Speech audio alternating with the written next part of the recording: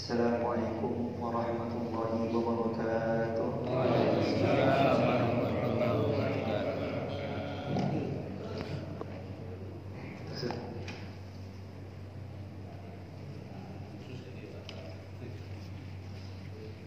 Nahmaduhu wa nusalli wa nusallimu ala rasulihil karim wa ala alihi wa ashabihi ajma'in. Subhanaka la ilma lana illa ma 'allamtana innaka antal alimul hakim.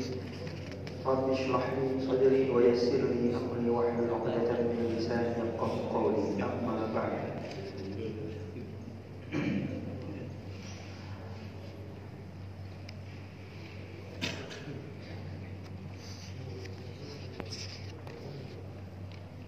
Qala Nabiul Mustafa wal Mujtaba Sayyiduna wa Maulana Muhammad sallallahu alaihi wasallam, man shalla al-fajr fi jama'atin thumma qa'ada yadhkuru Allah ta'ala. Barang siapa yang salat subuh berjamaah kemudian selesai salat subuh dia tidak langsung beranjak pulang namun duduk sebentar. Sebentarnya setengah jam sampai 1 jam. Sebentarnya 1 jam sampai setengah jam sampai 1 jam. 10 menit. Kemudian summa shalla raka'ataini, kemudian dia salat sunnah 2 rakaat. Kanat lahu ka ajri hajjatin wa umratin. Wa fi riwayatin ka hajjatin wa umratin tammatin.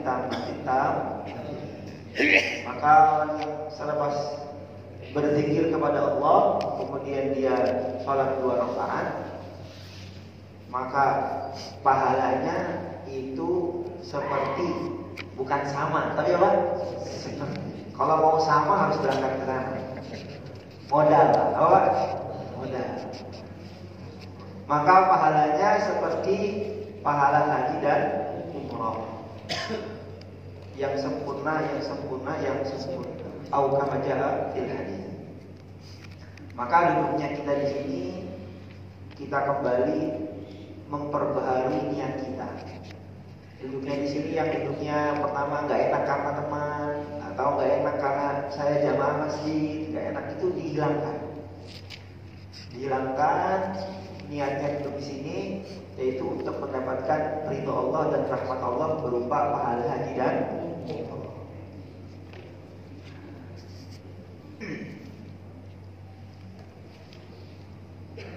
Kemudian minggu lalu kita masuk pembahasan awal, pembagian waktu. Ada ma baina tulu'i syamsi ila zawal. Itu kalau yang di buku fotokopinya halaman 4. Halaman 4.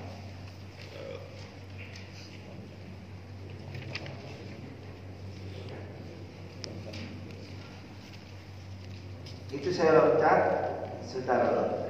saya loncat karena isi yang kan pembahasan doa sudah selesai.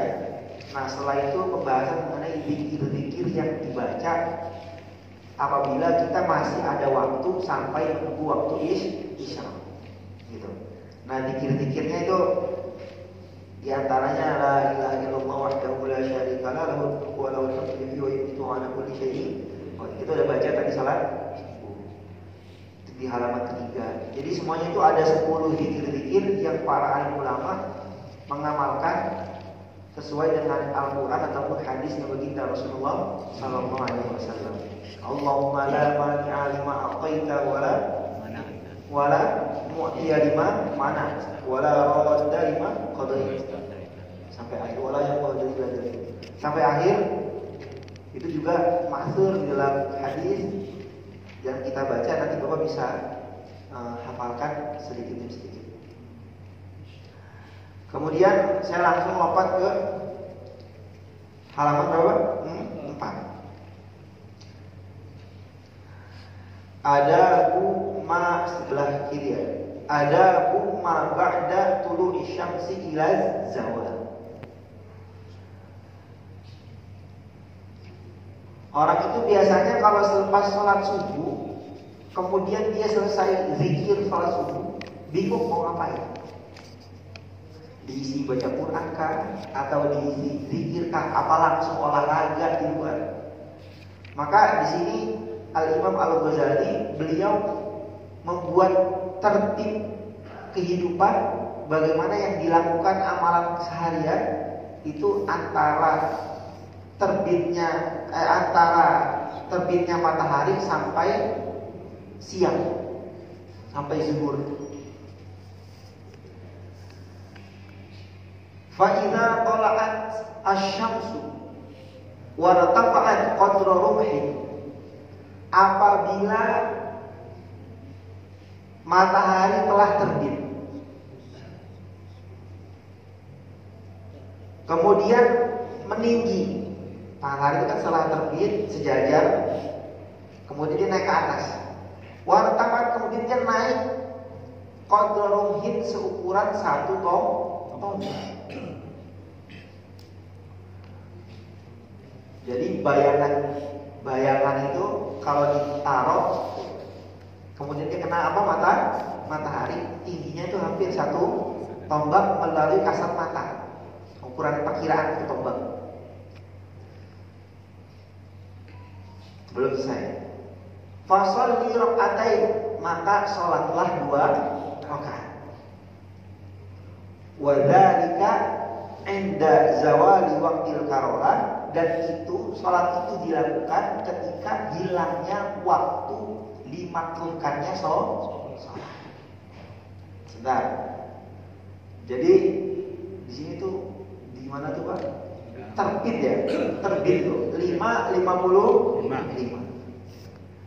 Ada waktu imsak ada ya? Imsak ada kan? Subuh juga ada. Jadi dari subuh sampai terbit yang 5:55 itu waktu makruh tahrim. Jadi kemakruhannya itu hampir mepet kepada haram. Kita melaksanakan sholat sunnah, terutama sholat sunnah mutlak. Di sini sholat sunnah mutlak. Kalau tahiyatul masjid masih bisa, sholat jenazah masih bisa. Jenazah nggak bisa, karena itu bukan sholat sunnah, itu masih termasuk yang dimakruhkan untuk sholat 3 waktu. Jenazah termasuk. Sholat tahiyatul masjid masih bisa. Maka di waktu makruh tahrim tersebut, mulai dari subuh sampai turun 5:55 kita dilarang sholat sunnah. Kalau orang sholat subuh boleh nggak? Boleh. Yang belum sholat subuh. Wah, kan ada orang sebagian khawatir gitu. Ini udah lewat waktu subuhnya, perasaannya waktu subuhnya 10 menit, 15 menit. Saya pernah dengar Ustaz tuh ngomong nggak boleh sholat katanya. Terus saya sholatnya kapan? Ya kalau belum sholat subuh ya sholat subuh. Terus boleh nggak qobliyah subuh? Boleh nggak? Misalnya ini kan terbitnya jam 5:55, setengah 6 misalnya. Qobliyah subuh boleh nggak? Boleh nggak? Boleh. Baru habis itu sholat subuh. Intinya ini kalau kita sudah menyelesaikan amalan sholat subuh, selepas itu tidak ada sholat sunnah. Sholat sunnah mutlak. Nanti pas 5:55 kita belum boleh sholat lagi. Kenapa? Di sini dikatakan wartafa'at qadra rumhi. Jadi setelah matahari mulai kelihatan jendul, bahasa Jawa apa? Jendul. Kelihatan itu jangan langsung sholat. Tunggu dulu bayangan seukuran satu tombak. Anggaplah 15-16 menit. Baru habis itu. Kalau 15 menit sekarang yang 5:55. Berarti kalau 15 menit 6 lewat 10-an. Baru kita disunnahkan sholat isya. Nah di sini ada miss biasanya orang tuh. Pokoknya kalau udah terbit sholat. Justru waktunya terbit tuh kalau setan tuh menampakkan tanduknya dan kita dilarang sholat di waktu itu. Nah setelah itu masuklah sholat isyraq jam 6:10 dikit jam 6 lewat 10-an kita boleh sholat isyraq atau duha awal. Orang yang niat sholat isyraq maka maksimal sholat sunnahnya 2 rakaat. Berapa? 2. Maksimal, nggak boleh lebih dari 2. Karena sholat sunnah isyraq itu sunnahnya 2 rakaat. Jangan terlalu semangat. 4, 8. Kalau mau 8 nanti pas sholat duha. Kemudian yang kedua, ini ada beberapa pendapat juga. Kalau kita menganggap sholat isyraq itu sholat duha, maka boleh lebih dari 2 rakaat. Sampai sini Bapak ya? Nah sekarang Bapak menganggap isyraq itu duha atau bukan? Tidak ada tuntutan kewajiban kita harus ikut ini, harus nggak ada, bebas. Boleh anggap itu sholat duha, boleh anggap itu sholat al-musamahah bid-din. Ini longgar aja dalam agama. Dan niatnya juga kalau kita anggap sholat isyraq itu sholat duha, niatnya sholat duha. Usolli sunnatan rakaat. Kalau baru kita niatnya itu anggap sholat isyraq, maka sholat. Udahlah kalau Bapak ahli masjid ahli itu ahli ibadah semua. Isyraq ya iya, duha ya. Rakus masalah. Apalagi sekelas Pak Rian. Dihabiskan semua.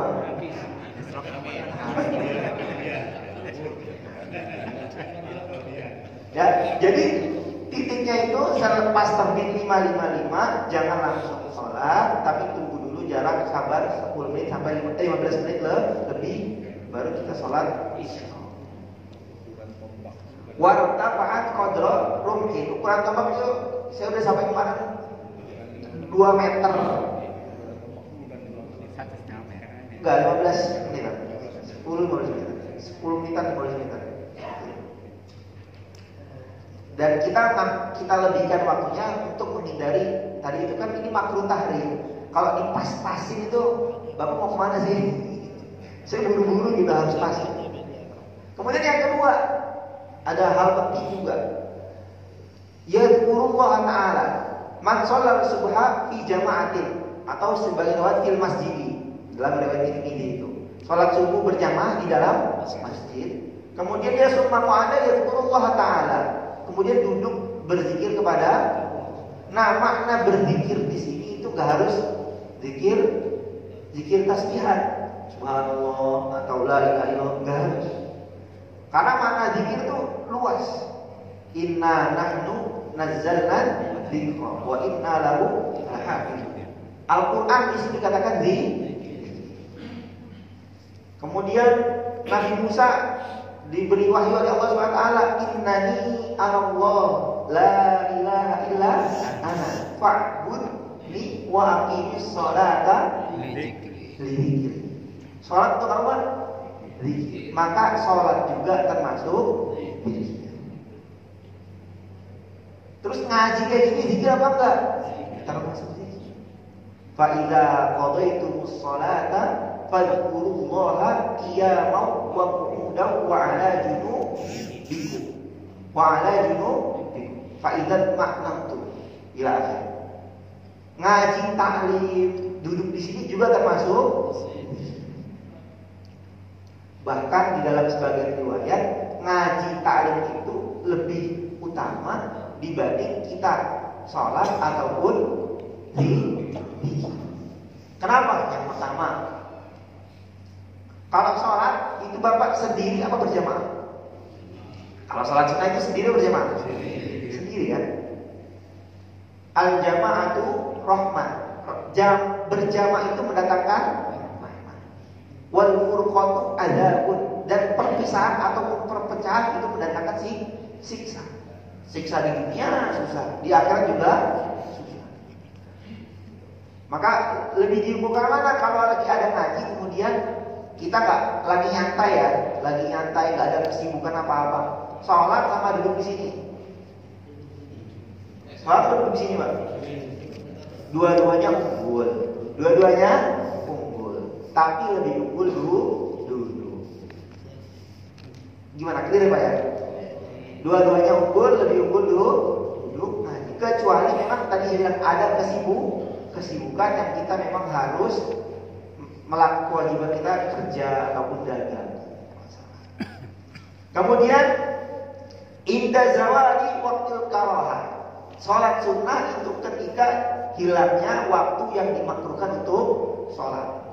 Ada 3. Dalam hadis itu ada 3. Pertama subuh. Nah, setelah subuh. Termasuk juga setelah subuh itu tadi sampai waktu isra. Yang kedua inda istiwain. Ketika matahari tepat di atas kepala. Nggak boleh sholat sunnah. Nggak boleh sholat. Ini sholat sunnah mutlak Pak ya. Kalau tahiyatul masjid Kemudian yang ketiga ketika ba'da asar. Ba'da asar juga makruh tahrim kita melaksanakan sholat khusus di hari Jumat, karena Jumat itu orang banyak, kemudian juga waktunya juga istilahnya menyesuaikan waktu Jumat dengan jamaah, maka kita tidak dimakruhkan sholat di hari Jumat istiwa, khusus hari apa? Jumat. Selain Jumat nggak boleh. Wallahu a'lam. Fa idza adhan nahar, ketika matahari mulai tampak jelas. Wa madha minhu qaribun min rub'ihi. Kemudian setelah salat sunnah, kemudian matahari semakin terang, semakin jelas. Kemudian lewat 1/4 siang. Ya, siang itu kalau bisa diambil kan dari anggaplah jam 6 Pak ya, kita ambil sampai jam 3. Anggap waktu 2 lah, jam 12 lewat. Berarti di waktu dibagi menjadi 3 waktu. Dibagi menjadi 3 waktu. Berarti berapa jam Pak? 2 jam. Berarti sekitar jam 8. Fasholli sholatat duha arba'an aw sittan aw samaniyan masna faqad nukilat hadhil adat kulluha min Rasulillah sallallahu alaihi wasallam. Selesai matahari itu udah jelas, sekiranya 1/4 siang, maka baru kita sholat duha. Jadi sholat duha itu ada waktu afdol. Pas terbitnya matahari itu setelah waktu isyraq itu bukan waktu afdolnya sholat duha, bukan. Waktu afdolnya sholat duha itu setelah 1/4 siang. 9, setengah 10 di antara itu. Itu waktu yang paling afdol sholat duha. Kemudian sholat duha paling banyak berapa rakaat Pak?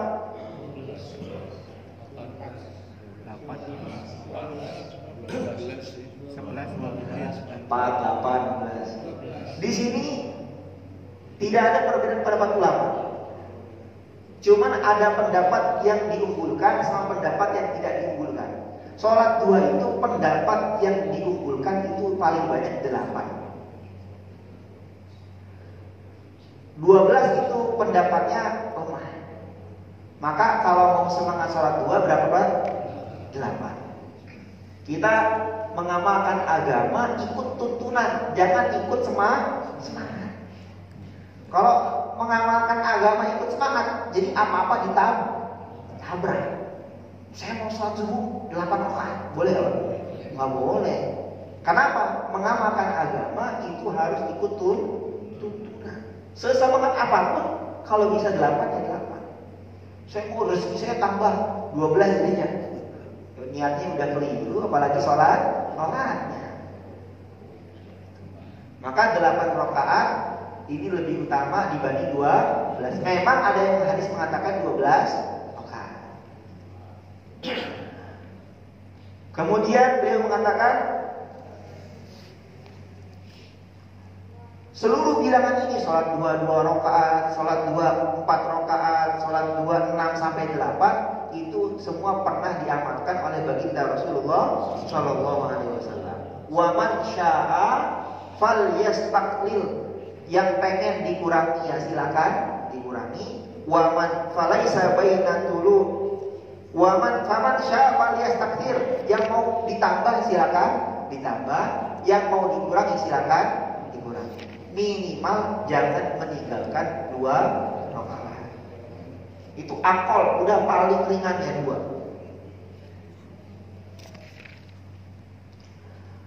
Kemudian sholat duha juga termasuk bentuk sodakohnya kita terhadap seluruh persendian tubuh.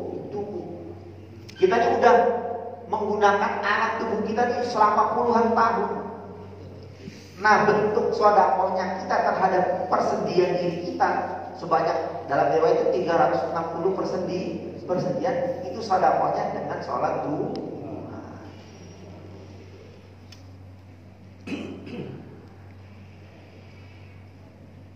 Wassalatu khairun kulluha.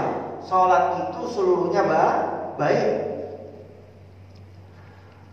Falaisa baina tulu'i syamsi wa zawali ratibatun illa hadhihi sholawat. Nah, kata beliau. Dan tidak ada salat sunnah mulai dari terbitnya matahari sampai matahari lengser tergelincir. Maksudnya waktu zuhur. Tidak ada sholat mulai dari setelah terbitnya matahari sampai waktu zuhur kecuali sholat sunnah duha. Nggak ada sholat sunnah lain. Jadi kalau ada yang mau tanya yang lain terakhir ya. Bagaimana dengan sholat taubat apa segala macam. Intinya dalam pengamalan baginda Nabi keseharian sholat sunnah itu mulai dari terbitnya matahari sampai zuhur itu hanya sholat duha.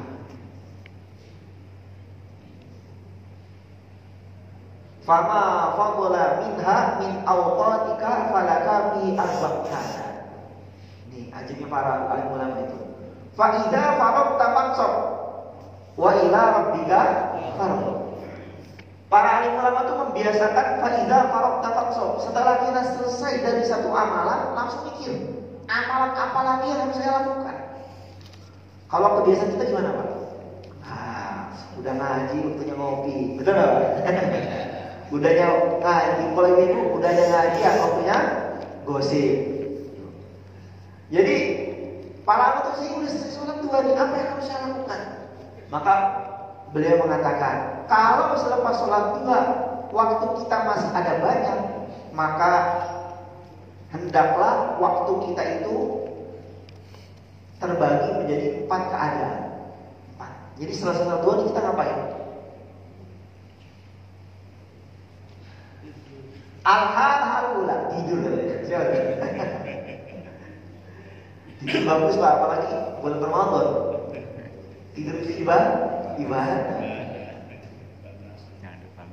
Kalau Quran, kalau baca Quran itu bukan ibadah.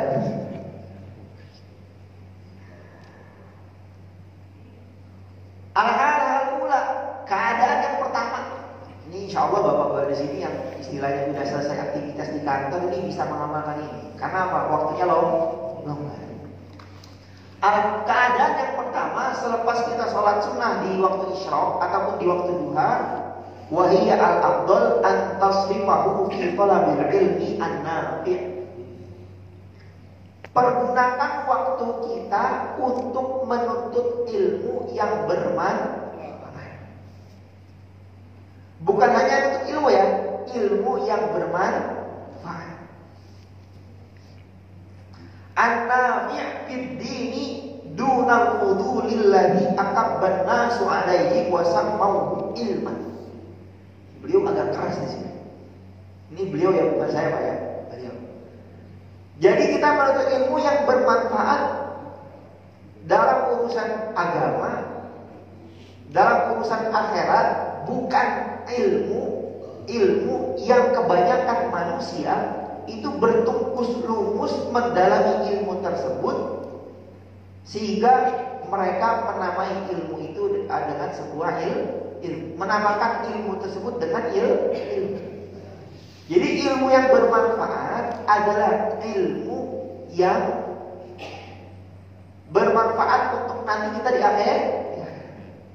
Contohnya, ini saya sederhanakan karena saya di majelis umum.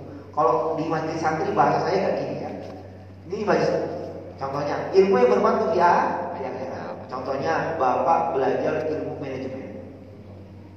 Kemudian dengan ilmu manajemen tersebut, Bapak mengembangkan kesejahteraan musola atau masjid. Masjid itu kan perlu manajemen, nggak Pak? Sangat perlu.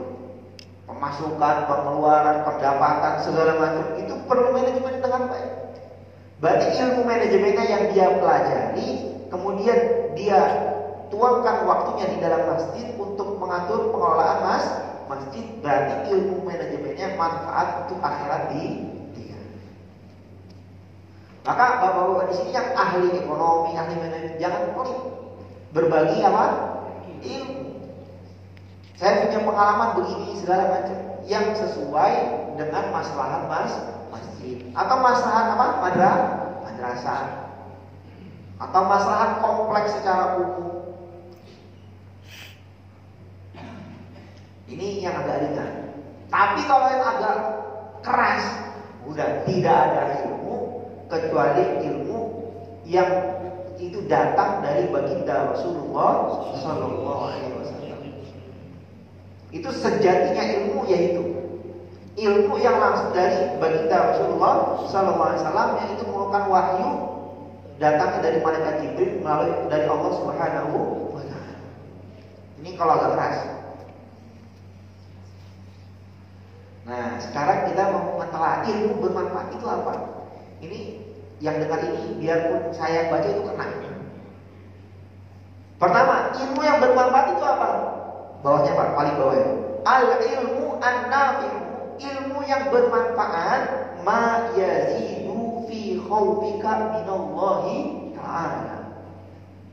Ilmu yang menambah diri kita semakin takut kepada Allah. Makin ngaji makin takut sama Allah. Makin ngaji makin takut dengan siksa negeri akhir, siksa api neraka. Saya mau ini Pak, mau sedikit bertanya. Kalau kita ini tanpa menyentuh kehormatan ilmu-ilmu bidang lainnya, tanpa menyentuh kehormatan ilmu-ilmu bidang, semua ilmu baik secara umum.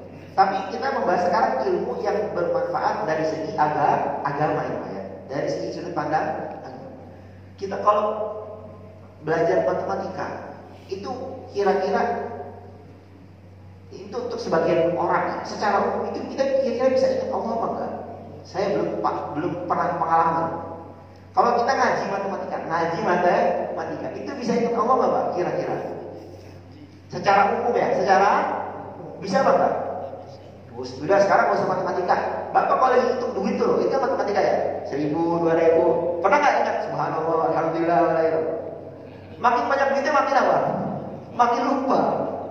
1 juta jalan-jalan ke Jakarta, 2 juta langsung ingat jalan-jalan ke Surabaya. Makin banyak duit udah ingat jalan-jalan kemana. Itu kan ilmu matematika dasar. Itu untuk uang. Maka ilmu yang bermanfaat itu apa? Kita duduk di sini menambah wawasan, menambah ilmu, itu menambah ketakutan kita kepada Allah Subhanahu wa Ta'ala.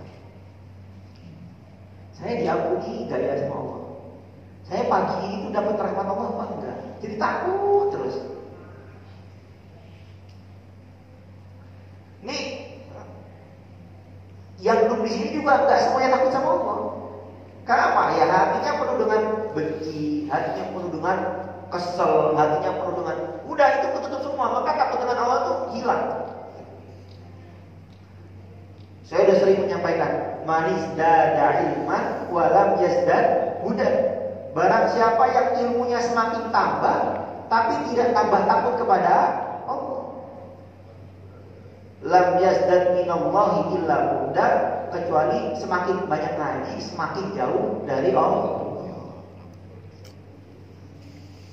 Maka ketika ilmu matematika, ilmu fisika, apalagi ilmu mengenai astronomi, itu kita kan malah melihat kebesaran Allah. Sehingga kita semakin menambah kecintaan kita atau mengagungkan kita kepada Allah. Maka ilmu astronomi, ilmu geografi, yaitu bagus untuk itu. Karena menambah apa? Keagungan Allah di dalam hati. Ilmu UMKM. UMKM ada ilmunya Pak? Ada. Maka kriteria makin banyak ngaji, makin takut sama satu. Yang kedua, ini kita nih. Wa yazidu fi basiratika bi uyubi nafsik. Semakin banyak ngaji, semakin melihat banyaknya kekurangan diri sendiri. Ngaji, oh ternyata sholat kemarin saya sholat isyraqnya masih begini, saya sholat duhanya masih begini.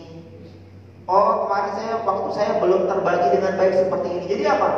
Makin banyak ngaji bukan makin banyak menyerang orang. Wah kamu sholatnya gak sah itu, gak dianggap itu, gak ada nilainya di sisi Allah itu.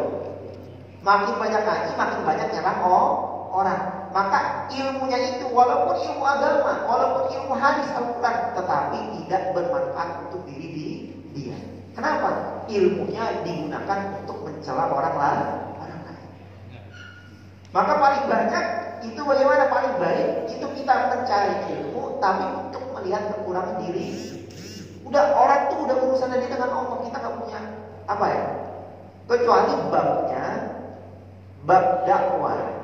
Kecuali bab menegur dengan baik, nasihat, ya kita perlu ngomong.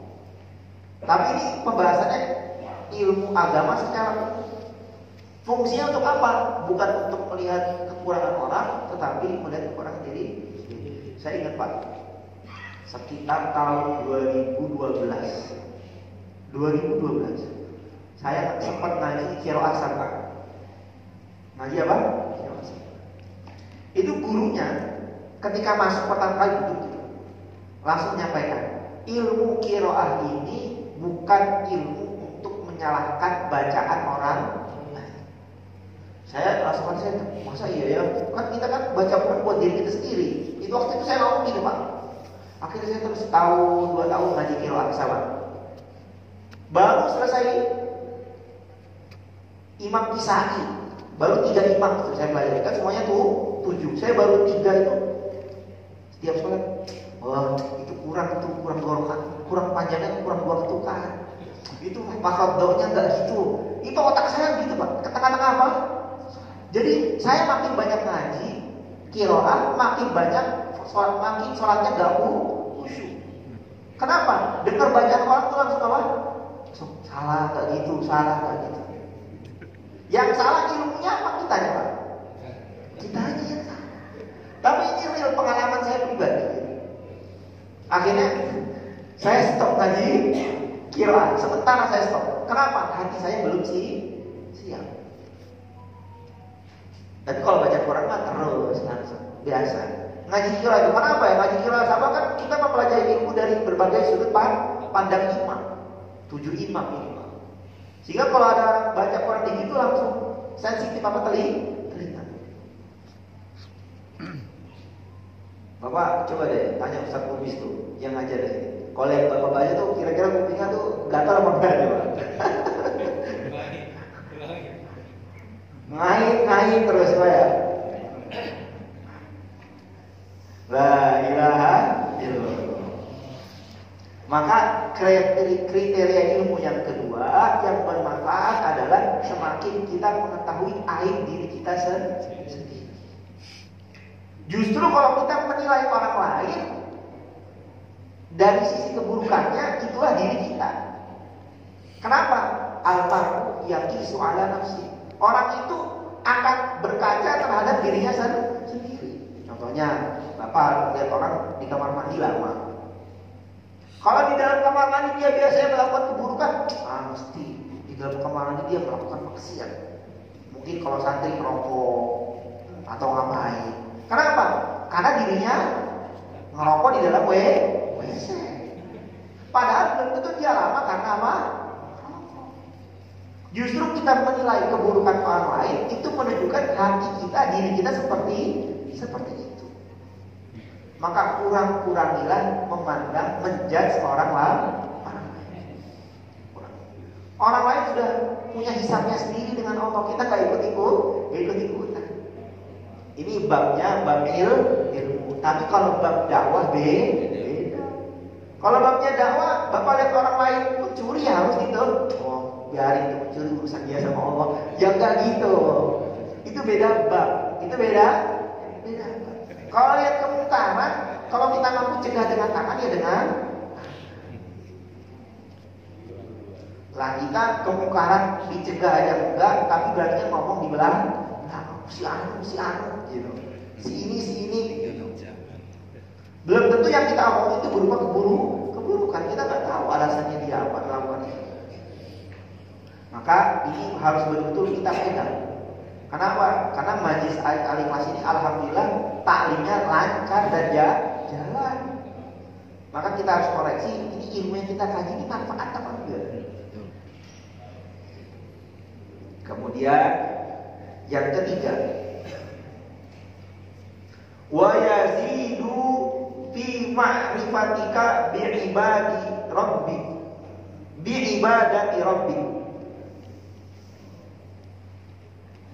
Ini ketikan saya Pak banyak kurang titiknya. Ketikan saya banyak kurang titiknya.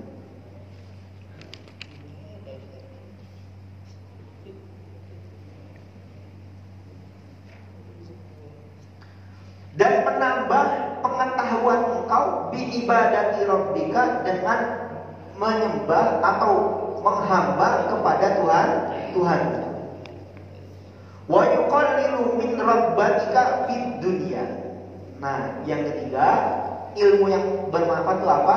Semakin banyak ngaji, semakin banyak ibadah. Akhirnya orang itu kalau nggak sibuk dengan aib orang lain, tidak sibuk dengan keburukan orang lain, akhirnya apa? Dia sibuk dengan dirinya sendiri.